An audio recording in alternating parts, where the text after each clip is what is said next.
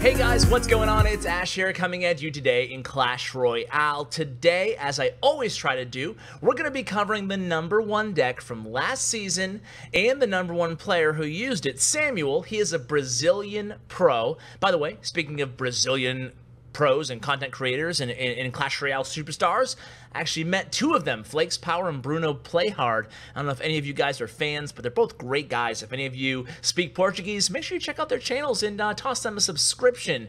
They're both really cool and really well edited. Geez, something that I don't do. Maybe I should do that to get 3 million subscribers like Bruno.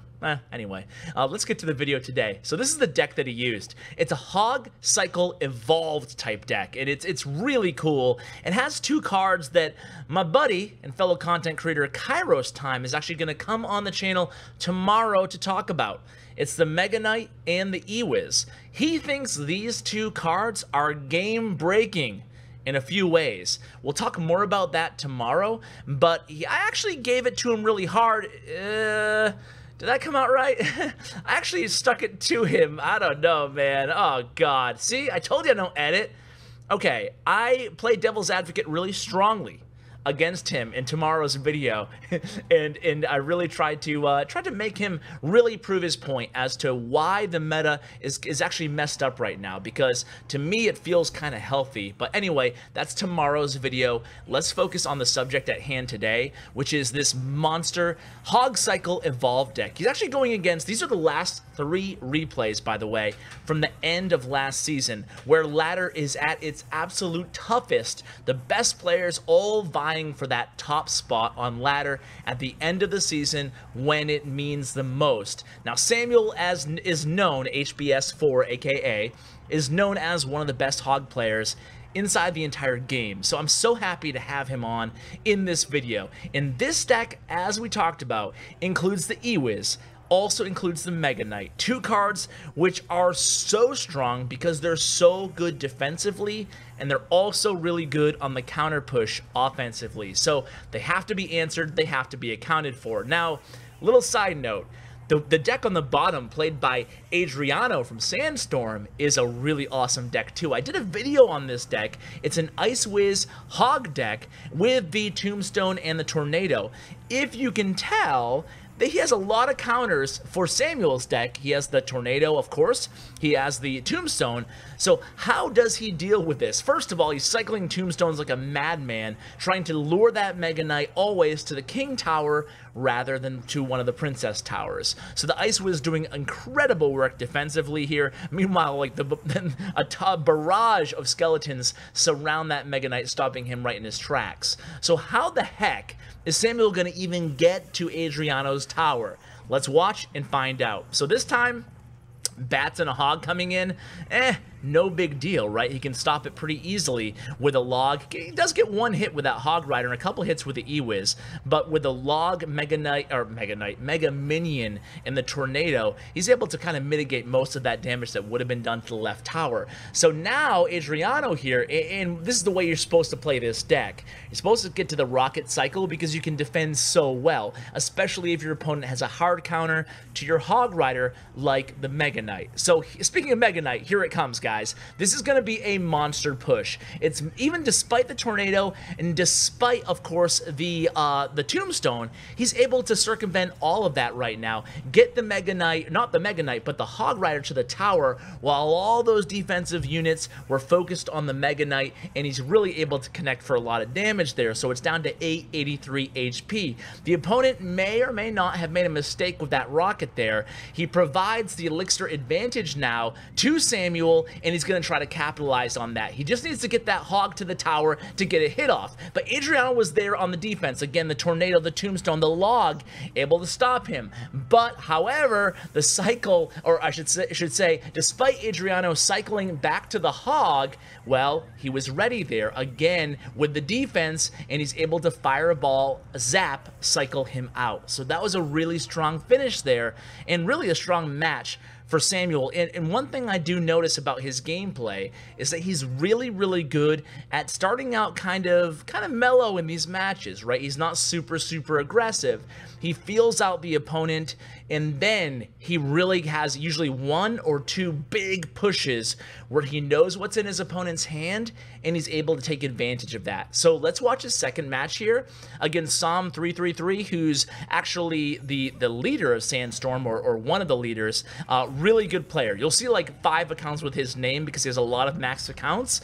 Either way, Sandstorm representing strongly, not getting number 1 on ladder last season, but getting 2, 3, and 4 before 5th place goes back to Nova. So definitely a Nova Sandstorm rivalry kind of happening at the top of ladder, which is really cool. By the way, guys, I haven't made this announcement 100% official on my channel yet, but I'm so excited to actually join forces with Elite Gaming and Nova. We're going to do some awesome things for the community.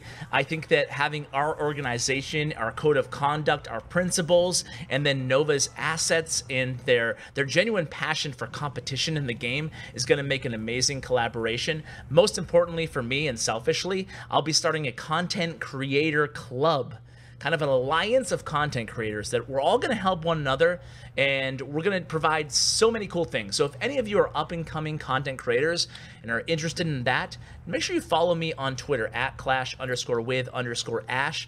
Big things on the way for that. I'm really excited about the future of Clash Royale and from a content creator's perspective. Anyway, that was a big digression. Let's get back to the match here. So this time going against a classic bait deck, and bait is still everywhere. I think I mentioned this in yesterday's video. It's still one of the best decks, if not the strongest deck in the game. So whatever deck you're playing, guys, you need to have an answer ready for bait. You should go into these matches, especially on ladder, well, even in challenges, you should always know, okay, this is going to be the game plan against the most popular 1, 2, or 3 archetypes in the game.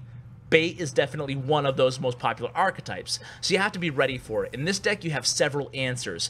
In the worst case scenario, you can use a fireball for a negative elixir trade, but it will prevent damage onto your tower. The best case scenario, you could use E-Wiz, you could use Mega Knight, you could use bats to stop that Goblin Barrel. So here, Samuel's really going to go ahead and use all the tools at his disposal to contend with that Goblin Barrel. Meanwhile, he knows the opponent has that Inferno Tower, so he's going to use everything at his disposal to try to deal with that at the same time. He has Zap and he has E-Wiz. So here comes the Goblin Barrel. What is he going to do? He's going to block that, block the incoming traffic with the Ice Golem, and then he's going to drop the Mega Knight, countering the Goblin Barrel. So here comes Mega Knight again. Of course, his opponent able to cycle back to that Inferno Tower. He has the E-Wiz, but E-Wiz has a long way to go. Gonna get decent fireball value there with that, and that was a really good Ice Spirit by the opponent here, kind of stopping that Mega Knight from destroying that Inferno Tower. But guess what?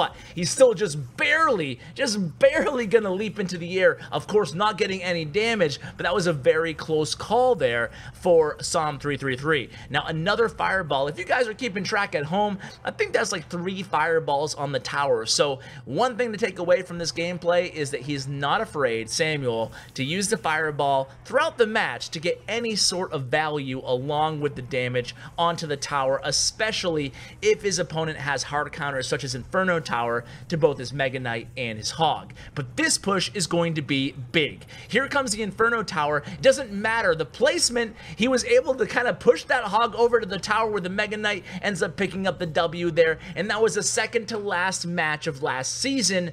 That's crazy. Wow, what a win. What a victory. He must have felt really pumped there. A lot of these guys, the adrenaline is pumping so much that after these matches are over, it's just like they can't even go to sleep after a night of pushing and the last day of the season. So here it is, guys. Let's see how he dealt with Sensor, not Spencer, but Sensor from Sandstorm in the last match of the season. He's going against another deck that's been going around a lot. It is the Mega Knight in the Giant deck. You guys, by the way, any of these decks, even if they're the opponent's decks, are certainly super viable. All these guys finished top 10, if not top 20, if not top 5, I think one of them. But anyway, all of these guys top 20 last season, meaning that all these decks are really good. And this is a great place to find these decks because oftentimes these players will go ahead and change their decks right after they're done pushing so no one can copy and use them and predict them or snipe them later on in ladder. So here it comes. The Giant gonna do a good job kind of mitigating the power of that max Mega Knight.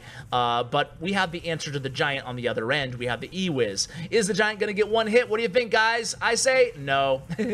So here it goes. It's E-Wiz versus E-Wiz, but of course, eventually that Ice Golem is going to attract both of the bolts from the E-Wiz, and it's going to stop this bandit, or at least kind of stymie this bandit before she gets any damage or much damage onto that Hog Rider. I think we did get one hit with that Hog Rider, but a good Mega Knight by the opponent. So now it's going to be, well, we're forced to answer here with a Mega Knight of our own, using that Enter the Arena damage ability to try to get the advantage here, but of course, the Inferno Dragon played right after it. It's going to just barely cause his Mega Knight to live, and Samuel doing a good job not over committing to that push, not using the zap or something against that Inferno Dragon earlier, and just using the goblins to kind of distract it later on. So now here we go, we're about even in Elixir. Sensor looks like he's going to play the Elixir Pump, and he does in the opposite corner. So how is he going to deal with this? He's just going to go ahead and fireball the Elixir Pump. He knows with this deck, it's a cycle deck, kind of. I mean, he has goblins, he has bats, he has Ice Golem, he has those cheap cards, but at the same time, the overall cost of the deck isn't so cheap that you can just attack. Sometimes the best play is just to use your fireball on the Elixir Pump, as you saw there. So here it comes. This is going to be a monster push by the opponent. Look at this. It's Bandit, Mega Knight, Giant, E-Wiz, and he's able to take care of the Bandit and the E-Wiz with that fireball. So now it's a Giant cycling back to Bandit again. Wow, what a really good play there. Did you see that, guys? The Inferno Dragon able to lose targeting onto that Mega Knight, and he's able to stymie that push. Wow. That was really, really good defense. I think that average players, such as yours truly, we would have lost a match on that push. He dealt with two bandits. He dealt with a Giant, a Mega Knight. It was crazy. An Inferno Dragon. What else? I mean, it felt like, yeah, he had to deal with a lot there. So here it comes. Bats played up at the bridge, forcing the zap out of the opponent's hand and buying him some time from that Inferno Dragon, allowing him to use his zap after the fact. He's able to cycle all the way back to the E-Wiz there, keeping the Mega Knight alive. Now check out this push, guys. Incredible at this point. And watch, in the meantime, he's not backing up. He's not supporting this push, guys. He's going to go opposite lane. And when he goes opposite lane, that's what's going to win him this match. Check this out. He plays bats on the Bandit and the Mega Knight, just barely killing that Bandit. In the meanwhile, he's going to use his E-Wiz on the Mega Knight, stopping him, retargeting that Mega Knight, getting the Goblin and the Mega Knight on his opponent's tower. That was some really high-level gameplay, guys. So, wow. Whew, he is a beast, huh? I mean, that was really, really good gameplay. I don't think he made one mistake throughout any of those final matches of last season. He deserves the #1 spot. Certainly a really good player. If you want to follow him on Twitter, he just made one. Go ahead and do that. Congratulate him, whatever. Really, really pleasure to show his gameplay. Guys, thank you so much for watching. Huge shout out to my YouTube partner, Bren Chong. Check out him and his social media as well. Guys, thanks so much. And as always, take care, guys.